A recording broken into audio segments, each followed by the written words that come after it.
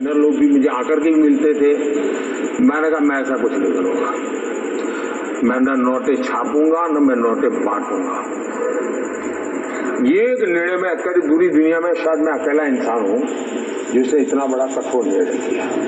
मैंने कहा मैं बांटूंगा तो अनाज बांटूंगा, मेरे गरीब के घर का चूल्हा जलता वो भूखा नहीं रहना चाहिए, बाकी सब संभालूंगा। और फिर मैंने एमएसएमई को कहा कि बैंक से आपको क्रेडिट देने की मैं व्यवस्था करता हूं, आप बैंक से क्रेडिट लीजिए और अपनी ताकत बताइए, तो उनको मैं अवसर दूंगा। उन सारी नीतियों का क्यूमुलेटिव इफेक्ट ये हुआ कि मेरे यहाँ जो नोटों बांटने के कारण जो इन्फ्लेशन की स्थिति बनती है, मेरा देश उस चक्कर में नहीं फंसा। ये अचानक नहीं हुआ है, एक के बाद एक कदम लिए हैं जिसका परिणाम है। और इन कदमों के पीछे कोई एकेडमिक इकोनॉमिक्स मुझे काम नहीं आ सकता है। मेरा 13-14 साल का मुख्यमंत्री के नाते जो अनुभव है वो मुझे काम आया है।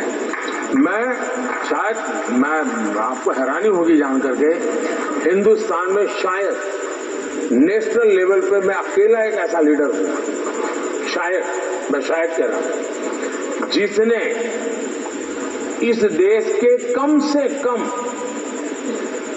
90% डिस्ट्रिक्ट्स में रात्रि मुकाम किया है।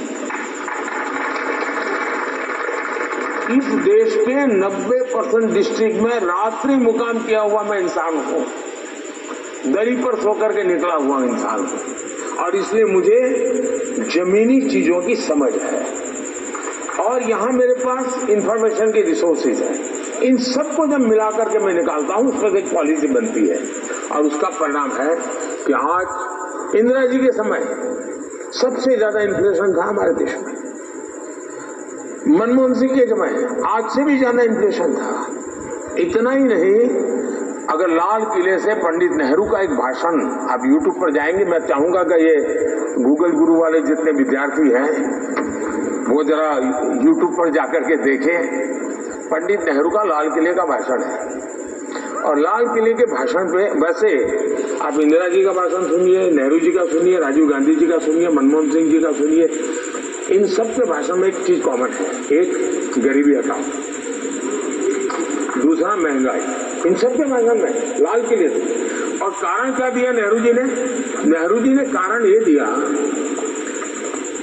कि महंगाई बहुत है, मैं जानता हूं आपको तकलीफ होती होगी, लेकिन आपको पता है नॉर्थ कोरिया और साउथ कोरिया में लड़ाई चल रही है, उसके कारण हमें जरा महंगाई का मार झेलना पड़ रहा है।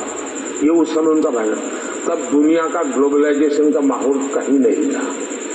नॉर्थ कोरिया साउथ कोरिया की लड़ाई से भारत का कोई लेना देना नहीं था।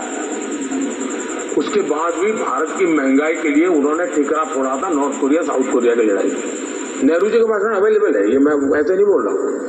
अभी तो जो लड़ाइयाँ चल रही हैं उसमें फूड, फर्टिलाइजर एंड फ्यूअल तीनों पर सीधा इम्पैक्ट है। इसके बावजूद भी आज दुनिया में यूरिया की बोरी 3000 रुपये में बिकती है, मेरे देश के किसान को 300 रुपये से भी कम में मिलती है।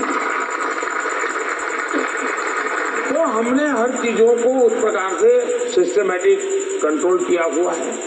उसका परिणाम यह है कि देश में ब्लैक मार्केटिंग भी नहीं चल रहा है, देश में स्कैर्सिटी की भी समस्या नहीं आ रही है, ठीक ढंग से चला पाए हैं।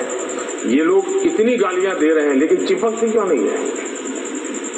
चिपकती इसलिए नहीं कि ये पुराने डायलॉग लेके घूम रहे हैं।